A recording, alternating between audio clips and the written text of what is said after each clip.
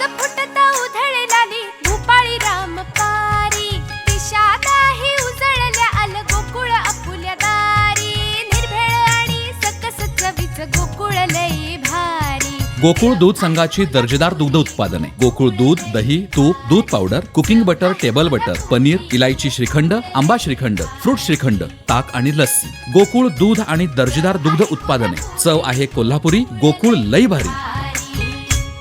सावंतवाडीतील बालगोपाळांनी दहीहंडी फोडत गोपाळकाला उत्साहात साजरा केला। ठिकठिकाणच्या शाळांमध्ये बालगोपाळांचा उत्साह पाहायला मिळाला।